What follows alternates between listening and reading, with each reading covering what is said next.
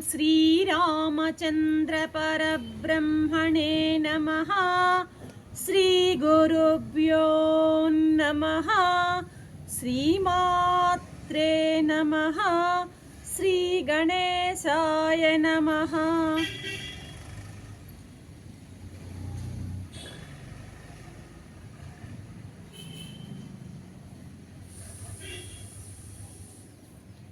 ప్రియ ఆత్మ బంధువులారా, యోగ వాసిష్టము ఉత్పత్తి ప్రకరణము 97వ భాగం వశిష్ఠ మహర్షి బోధను కొనసాగిస్తూ ఉన్నారు. అంటున్నారు మహర్షి ఏమని, రామా, నిన్న మొన్నటి మన సంభాషణలో ఆత్మనిష్ఠులు అనేటువంటి ఒక పదం దొల్లింది. ఆ ఆత్మనిష్ఠులు అనేవారు ఎలా ఉంటారో నీకు వివరిస్తాను అంటూ చెప్తున్నారనమాట.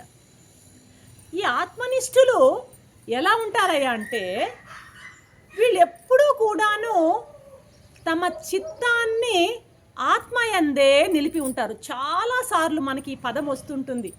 ఆత్మనిష్టలో ఉండడం, ఆ జ్ఞాననిష్టలో ఉండడం అనేటువంటి మాట చాలాసార్లు మనకి ఇక్కడ అక్కడక్కడ మనకు వినబడుతుంటుంది. నిష్ఠ అంటే అర్థం ఏంటంటే, అందులోనే ఆత్మలోనే చిత్తాన్ని అటు ఇటు కదలకుండా ఆత్మయందే చిత్తాన్ని నిలపడం. అంటే ఏంది? చిత్తం అంటే మనసు అన్న ఒకటే. మనసుని ఆత్మయందే నిలపడం అంటే అర్థం ఏంటి? ఆలోచనలు లేని స్థితి. మనసు అంటే ఏంది? సంకల్ప వికల్పాత్మక మనః. ఆలోచనలు లేని స్థితి ఏదైతే ఉంటుందో అదన్నమాట. కాబట్టి ఆలోచనలు అనేటివి పూర్తిగా నశించినట్లయితే ఆ జ్ఞానమే అలాగా ఉంటుందన్నమాట. కాబట్టి ఆత్మనిష్ఠులు ఎప్పుడూ కూడాను ఆత్మయందే నిష్ఠ కలిగి ఉంటారు. తమ చిత్తాన్ని ఆత్మయందే నిలిపి ఉంటారు. ఆ చిత్తం అంటే ఆ జ్ఞానంలో వికల్పం అనేది ఉండదు. ఇక మనసు పని అక్కడ జరగదన్నమాట. సంకల్ప వికల్పాలు అనేటివి అక్కడ జరగవన్నమాట. అలా ఉంటారు ఆత్మనిష్ఠులు. ఇంకా కూడాను వీళ్ళు పరస్పరం, ఈ ఆత్మనిష్టలో ఉన్నవాళ్ళు పరస్పరం ఆత్మతత్వాన్ని గురించే చెప్పుకుంటూ ఆనందిస్తూ ఉంటారంట. ఇప్పుడు ఎవరైతే మనం ఈ ప్రతిరోజు పంపుకునేటువంటి ఈ ఎపిసోడ్స్ని ప్రతిరోజు నిజంగా మనస్ఫూర్తిగా దాన్ని అంతా వింటూ నిజంగా ఆనందిస్తూ ఉండడమే ఉన్నామనుకోండి, మనం కూడా ఒక రకంగా ఆత్మనిష్ఠుల కిందకే వస్తామేమో. సరే, మహర్షి చెప్తున్నాడు ఇది. సరే, ఇప్పుడు ఆత్మజ్ఞానం, ఈ విధంగా ఆత్మజ్ఞానంలో నిష్ఠ కలిగి నిరంతరం ఆత్మ విచార పరులుగా ఉన్నవారికి జీవన్ముక్తి లభిస్తుంది. వశిష్ఠ మహాదేవుడు ఏ విషయాన్నంటే ఆ విషయాన్ని ఎప్పుడంటే అప్పుడు ప్రస్తావించారు అనమాట. ఆయన ప్రస్తావించారు. ఇప్పుడు ఎందుకు ఉన్నట్టుండి, రామా, నీకు నేను ఆత్మనిష్ఠుని గురించి చెప్తాను అని అన్నారంటే దాని వెనక ఏదో పరమార్థం ఉందన్నమాట. ఏంటా పరమార్థం అంటే, ఇప్పుడు ఏం చెప్తున్నాడు ఈయన? నీకు చెప్పాను కదా, ఎవరైతే నిత్యము తన చిత్తాన్ని ఆత్మయందో పెట్టి ఉంటారో, అదేవిధంగా ఎవరైతే పరస్పరము ఆత్మతత్వాన్ని గురించే మాట్లాడుకుంటూ ఉంటారో అటువంటి వాళ్ళకి జీవన్ముక్తి లభిస్తుందయ్యా. జీవన్ముక్తి లభించి ఈ జీవన్ముక్తులు వాళ్ళ యొక్క దేహాలని, శరీరాలని త్యాగం చేసిన కంటే వదిలేసిన తర్వాత విదేహముక్తులు అవుతారు అని చెప్తున్నారు. అంటే ఇక్కడ వశిష్ఠ మహర్షి శ్రీరామచంద్రుడికి ఇద్దరిని గురించి చెప్పబోతున్నారనమాట. ఎవరు వాళ్ళు? జీవన్ముక్తులు ఎవరు, విదేహముక్తులు ఎవరు అనేటువంటి ఆ రెండు విషయాలని మోటివేట్ చేస్తూ ఆ రెండు విషయాలని పరిచయం చేస్తున్నారు ఇక్కడ మన శ్రీరామచంద్రుల వారికి. సరే, ఈయనేం తక్కువ తిన్నారా మన రామచంద్రుల వారు?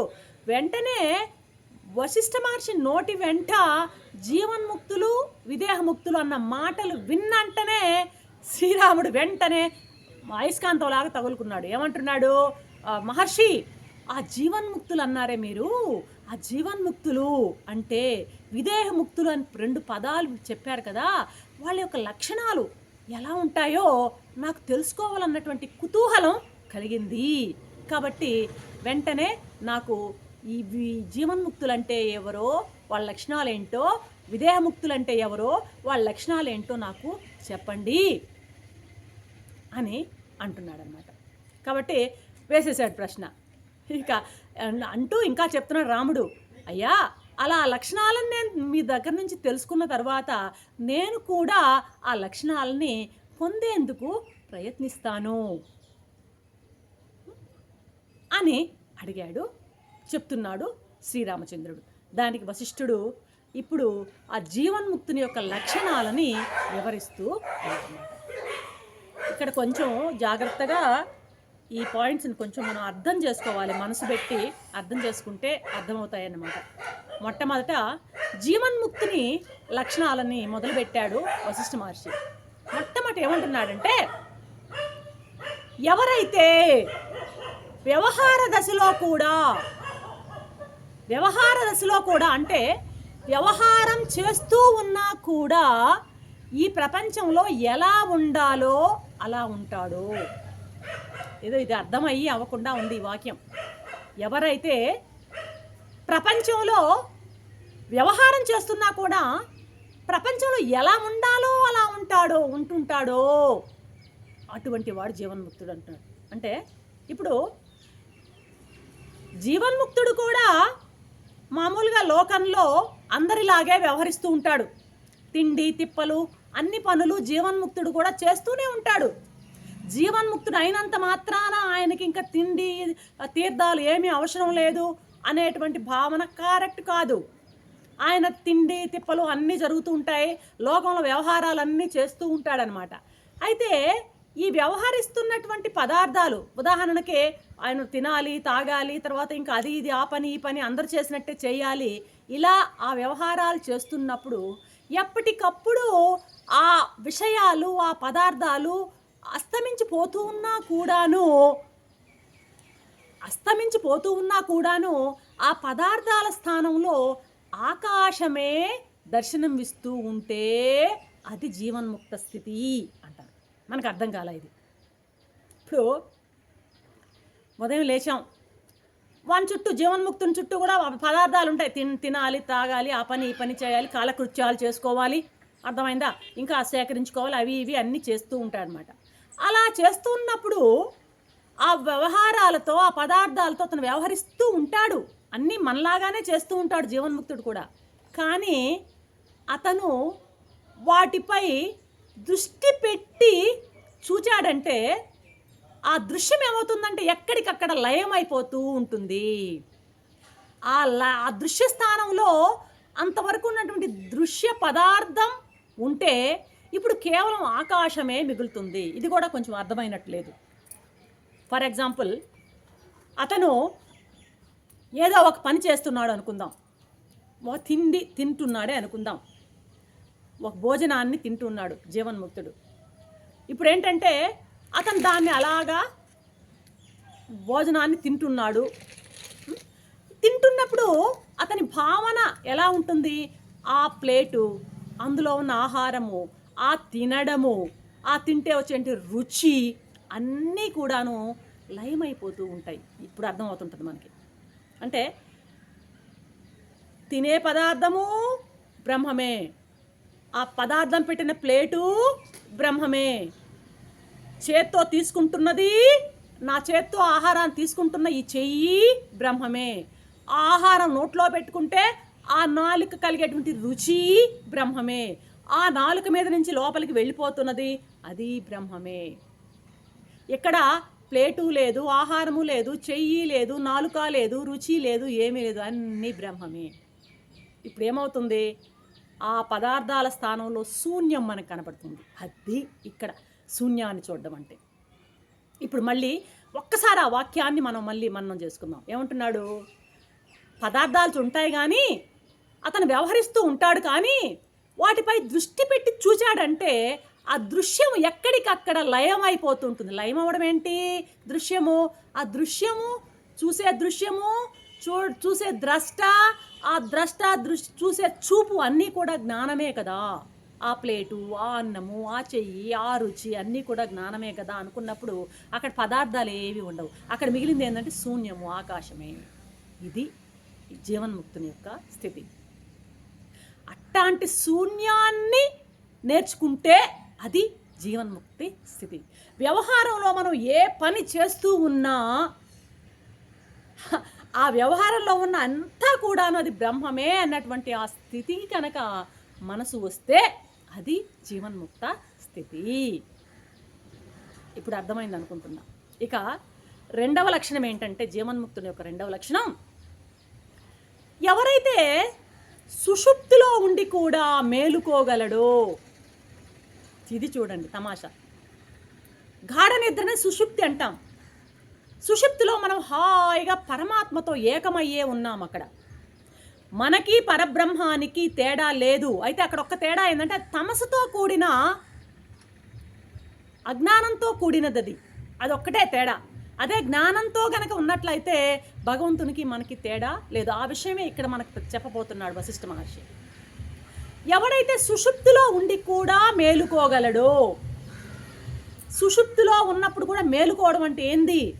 మనం మామూలుగా నిద్రపోయినప్పుడు గాఢ నిద్రలో చాలా హాయిగా అనుభవిస్తుంటాం, పరమాత్మతో ఏకమై ఉంటాం, మన మనసు పనిచేయదు, జ్ఞానస్వరూపులుగా ఉంటాం, మన పరమాత్మకి మనకి ఏమి తేడా ఉండదు. అయితే అది తమస్సుతో కూడినది. ఏది? ఆవరణ శక్తి ఉందే, ఆవరణ శక్తి ఏది? ఆ కారణ శరీరానికి ఆవరణ శక్తితో ఉన్నటువంటి తమస్సుతో కూడినటువంటి ఆ సుషుప్తి అనమాట అక్కడ. అయితే ఆ సుషుప్తిలో ఉన్నప్పుడు కూడా తమస్సు లేకుండా జ్ఞానంతో ఉండగలడు.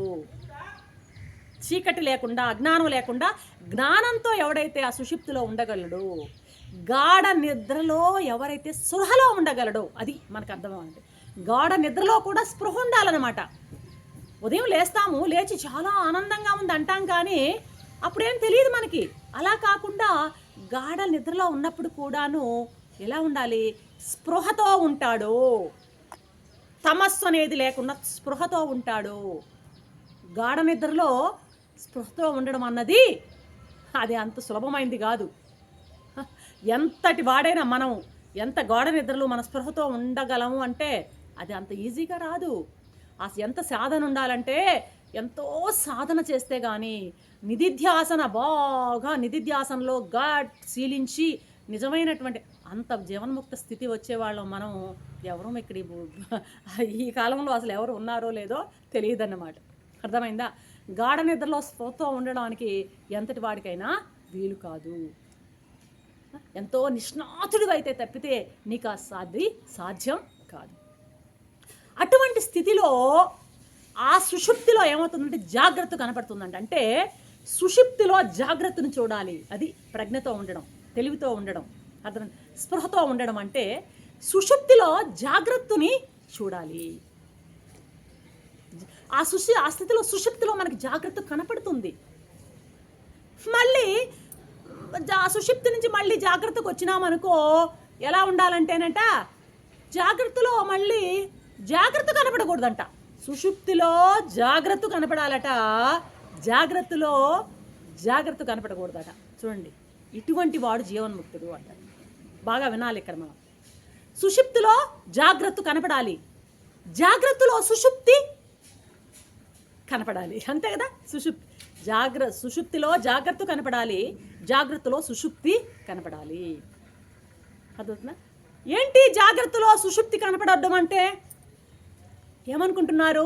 జాగ్రత్తలో సుషుప్తి కనపడడం అంటే ఈ కనిపించేటువంటి నామ రూప క్రియాత్మకమైనటువంటి అన్నీ కూడాను కనపడకూడదు. అది జాగ్రత్తలో సుషుప్తి. ఈ కనిపించేటువంటి ప్రపంచం అంతా నామ రూప క్రియాత్మకమైనటువంటి ప్రపంచము, వృత్తులు, వాసనలు ఏమీ ఉండకూడదు. అన్నీ లయించిపోవడం అంటే అంతా పరమాత్మే అన్నటువంటి గాఢమైనటువంటి అనుభూతికి వస్తే అది జాగ్రత్తలో సుషుప్తి అంటే. అదే సుషుప్తిలో ఏమో ఎట్టుండాలా? ప్రజ్ఞ, జ్ఞానం ఉండాలా, స్పృహ ఉండాలా. గాఢ నిద్రలో స్పృహ ఉండాలా, జాగ్రత్తలో సుషుప్తి ఉండాలా. జాగ్రత్తలో నామరూపాత్మక ప్రపంచం ఏది కనపడకూడదు, సుషుప్తిలో ప్రజ్ఞ తొలగిపోకూడదు. ఇప్పుడు రెండు కలిపేస్తే ఏమవుతుంది? ప్రజ్ఞేయం కాని ప్రజ్ఞానం ఎప్పుడు ఉండాలా. ప్రజ్ఞేయం అంటే గేయం లేనటువంటి, గేయం లేనటువంటి జ్ఞానం ఎప్పుడు ఉండాలి. అంటే ఆ లోపల ఉన్నటువంటి కాన్షియస్నెస్ ఎప్పుడు ప్యూర్గా ఉండాలి, గేయం లేకుండా ఉండాలి. అర్థమవుతుందా అని చెప్తున్నాడు అనమాట. ఎవరు?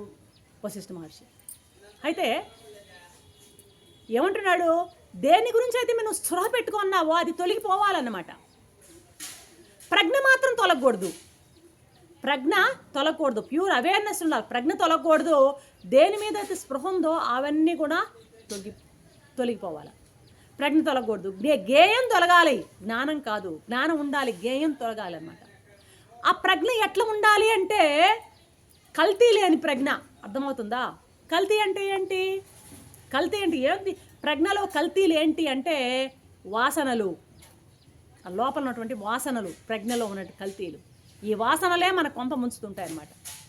అటువంటి వాసనలు ఏమైనా ఉంటే వాటిని ఏరి పారేయమంటున్నాడు. అటు ఏరి పారేస్తే అది జీవన్ముక్త స్థితి చెప్పాడు. 2 చెప్పాడు ఇప్పుడు లక్షణాలు. ఇక తర్వాత 3వ లక్షణం చెప్తున్నాడు. జీవన్ముక్తుడు ఎలా ఉంటాడయ్యా అంటే పైకి రాగద్వేషాలు కనిపిస్తూ ఉంటాయంటే వాడికి రాగము ద్వేషము లేనట్టు ఉండడు. పైకి ఉన్నట్టే కనిపిస్తుంటాడు. భయము అన్నీ కూడాను ఉంటాయి. భయము రాగద్వేషాలు ఇవన్నీ ఉంటాయి. అయితే వాటితో నటిస్తూ ఉంటాడు. పైకేమో నటిస్తూ ఉంటాడు, లోపలేమో అవేమీ తీసుకోడు. ఆకాశంలాగా నిర్మలంగా ఉంటాడట జీవన్ముక్తుడు. పైకేమో మనకు మళ్ళీనే రాగద్వేషాలు, భయాలు, శోకమోహాలు ఇవన్నీ ఉన్నట్టుగా యాక్ట్ చేస్తూ ఉంటాడట, నటిస్తూ ఉంటాడట. కానీ లోపలికి వచ్చేసరికి అవేమీ ఉండవు. నిర్మలమైనటువంటి ఆకాశంలాగా ఉంటాడన్నమాట. అతనికి రాగం కలగొచ్చు, ద్వేషం కలగొచ్చు. అయితే బాహ్యంగా ఆ రాగద్వేషాలకు అనుగుణంగా కూడా నడుచుకుంటూ కూడా ఉండొచ్చు అనమాట. అయితే లోపల మాత్రం నిర్మలంగా, లోపలికి రానీయడవన్నీ ఎక్కడి వరకు అక్కడికే గేట్ వేసేస్తాడనమాట. ఈ రాగము, ద్వేషము, భయము ఇవన్నీ కూడాను లోపల చేరి అతని మనసుని కలుషితం చేసే పరిస్థితి రాదన్నమాట. కాబట్టి లోపల నిర్మలంగా ఉంటూ ఆ నిర్మలత్వాన్ని ఎప్పటికప్పుడు కాపాడుకుంటూ ఉంటాడట ఈ జీవన్ముక్తుడు. ఇంకా జీవన్ముక్తుడు చిన్న చిన్న వాటికి స్పందించడట.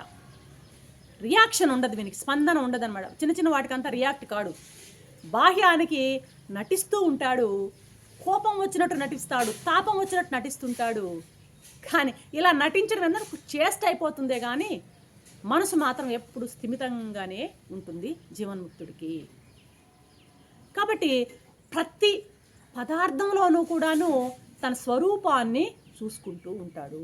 ప్రతి కనిపించేటువంటి నామ రూప క్రియాత్మకమైనటువంటి ప్రతి పదార్థంలోనూ తన స్వరూపాన్నే చూసుకుంటూ తన ఆత్మస్వరూపముగానే భావిస్తూ జీవిస్తాడు జీవన్ముక్తుడు అని జీవన్ముక్తుని యొక్క లక్షణాలని శ్రీరామచంద్రుల వారికి వివరించాడు వశిష్ఠ మహర్షి. రేపటి ఎపిసోడ్లో మరి విదేహముక్తుని గురించి చెప్తాడని ఆశిస్తాం. అంతవరకు సెలవు. సర్వం శ్రీరామచంద్ర చరణారవిందార్పణం. ఓం శాంతి.